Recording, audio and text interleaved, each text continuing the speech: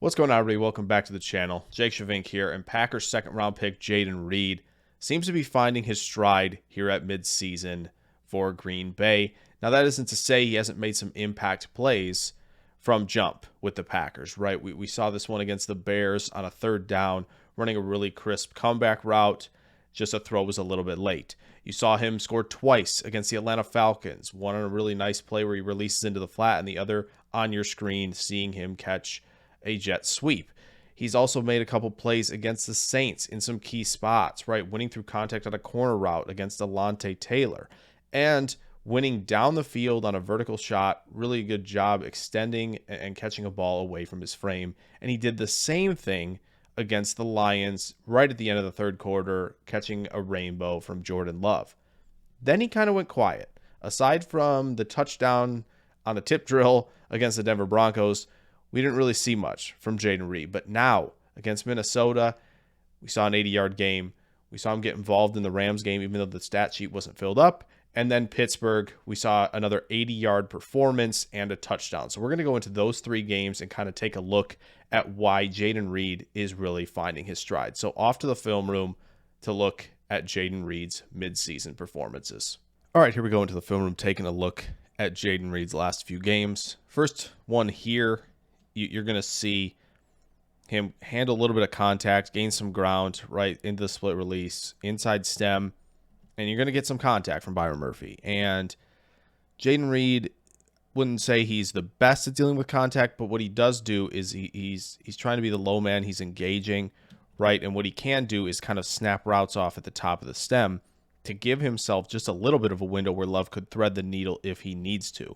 It's not going to be something that a 187-pound receiver is going to be exceptional at, right? You're going to have to figure out how to work with quicks, attacking leverage early, but it shows some competitive toughness in him, which I like. Now here you're going to get him in this motion that's taking the league by storm, and I think with someone of this speed, you're going to see more of this with Reed because he gets behind Watson. You're using two of the speed guys on this route concept, and Watson's right occupying the guys over the middle of the field and allowing Reed to come in and trail him in what's going to be an open window. So I think you're going to see the Packers get back to that, using Reed in that type of role where he's the trailman on those routes, using his speed to get into those routes early. Now here, he's running up the seam, and I think it's a great call, right? That they get the Vikings extra wide with the split safeties, and they almost run a sort of invert in this play, right? Where you have Smith dropping in, right? So it's almost the corners taking up the safety spots in this one, running some invert. So you have enough space to throw this. The problem is he had leverage. He's won it with speed. The ball's just underthrown. And now, I will say, Jayden Reed has won some contested balls in college. He was always a guy who attacked the catch point. He does so here. Just didn't win it. Got it snatched away by Ivan Pace. Not something we want to see there, but it happens. He's a smaller guy. Ideally, he's using the speed to create separation, which he did on that route. Now here, it was just a really nice call. You're getting Reed up to seam, something that the Packers should definitely be doing more. And, when he has this type of space to operate, I think you're going to see more often than not him make the first defender miss. This is a heck of a recovery by the safety. But as you'll see as we go along, he's going to have more opportunities to make people miss, and he does so. Now here, fade route with not a lot of room to work with. I give him credit for playing tough through the catch point on this. He gets squeezed to the sideline and pushed. They call a penalty. He does catch this. So again, another job of attacking a catch point. Obviously want to get the feet down, but it's still a pretty strong rep in terms of winning in a contested situation at 187 pounds. Now here, I think he does a good job, right? Throws back to the inside. So what do? Set yourself up for post-catch success by turning and surveying the field as you're catching the football. Uses that acceleration and generates a first down on that play. Now here, you get, I think, the start of, or maybe just a really nice glimpse of Reed kind of getting on the same page as Love and generating some chemistry, right? So he's running the seam route. Now he's looking back. He's still got his head back just in case Love gets under pressure, which he is right now, right? He is trying to find something. Missing a guy over the middle of the field, of course. But I think he's trying to hunt for a big play. Reed sees this. He says, okay, can I find some space? Yes, I find some space this direction. And Love gets him the ball for an explosive play. So that's nice chemistry on the scramble drill, something that you don't often see from young receivers. Young receivers want to run their route and don't want to get off script. But I like what we saw there from Reed. Now here, it's another way to get Reed involved that doesn't have to involve him catching passes, right? We're looking for this player. Who's going to be the player that gets some of these, as people used to call it, Tyler Ervin role, and maybe we still call it that, right? Where Watson has been getting some of these, right, as a rookie. Give Jayden Reed some opportunities on this reverse. Let him use the speed. Let him weave through traffic and pick up a big play on the ground like he did just then. Here, simple jerk route, right? Set your feet. Keep that defender occupied to think you might be breaking to the outside. Win over the middle of the field, and then break a tackle. Make that first man miss. Does a great job in that regard. Picks up a solid gain. Here, we kind of talk about this. And some of these corners with the length that this corner has and good catch technique are going to disrupt routes. He's got to have a plan with his hands. That's something that must improve as he continues this season.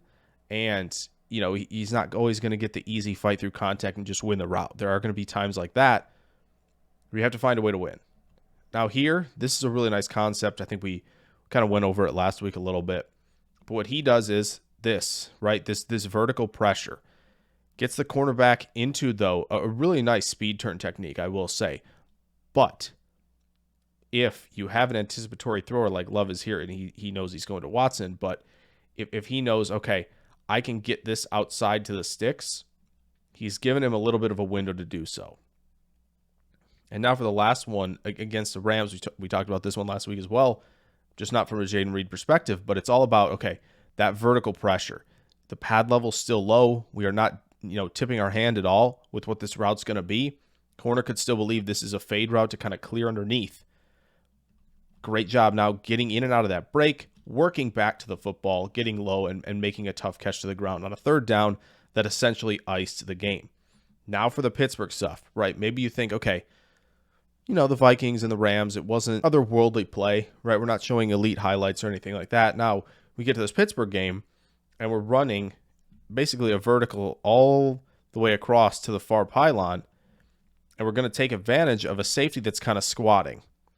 Jayden Reed using that speed, get behind the defender, and look at this little subtle play at the catch point. He did not just wait for this ball. Look at that.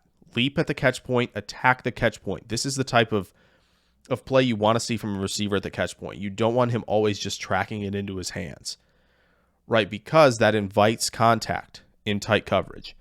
Great job going to get that ball and winning a pseudo-contested catch there for the touchdown. Here, I think it's just really subtle. He's running this across the field. Just one little step, one little pressure step right there if you saw it. It's hard to catch, but little pressure step that sort of freezes the corner just long enough. We have generated leverage, and now we have the speed to run away from the defender if Jordan Love throws it his way. These next few that you're going to see, it's all competitive toughness, really. And you get the screen here, good vision, good blocking out front, and then it's Joey Porter Jr. one-on-one. Stiff arm, competitively tough, plays through contact, and forces a missed tackle there from Porter Jr. Another one here where it's just over the middle of the field, right? The sticks are here, third down.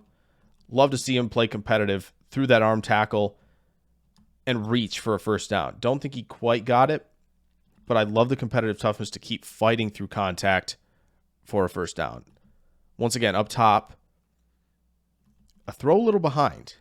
This is not an easy thing to recover from when a throw is behind you like that, but he takes it in stride, using that throw to turn and generate some momentum to the outside, and you get a play where he is stretching out on third down and did pick up this first.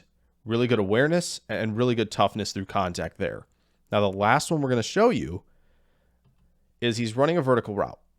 Now, Jordan Love, and I think we're going to cover this in a Jordan Love video this week as well, so I don't want to get too into it, but Jordan Love kind of just throws this open. He throws it to open space and lets Reed do the rest. You're going to see Love's going to get pressured a little bit as he steps up, and he's going to let this go when Reed is running up the seam and basically occupying both these safeties. Love's going to throw this to open space. Reed recognizes that he's throwing near the sideline. Great adjustment of the route path and go get the football. just being on the same page with your quarterback. And that's where we mentioned that chemistry with the scramble drill, and you see it appear there in a big moment against Pittsburgh down the stretch. So Jayden Reed, right, is everything exceptional? Is he wowing us with route running? Is he wowing us with one-handed catches, post-catch, insane speed? Like, not really, right? But there's so much in the fundamentals that look a lot better, and the route running is crisp, right? He's using all the tools in the toolbox to find a little bit of an edge to get open. He's attacking the catch point, something he did in college, something we went over on this channel in the film room in May, right? Like, he is doing so many things well, and now you see a little bit of like, okay, we're going to give him some touches here, give him some touches down the seam, right? The reverse, get him the ball quickly, use that speed and yak prowess. They're giving him more opportunities, and he's delivering. Not to mention, he's generating chemistry with Jordan Love. So hope you guys enjoyed this video on Jayden Reed. If you did, throw a like down there. Subscribe if you're new. Plenty more content on the way soon. I will catch you guys in the next video. Farewell.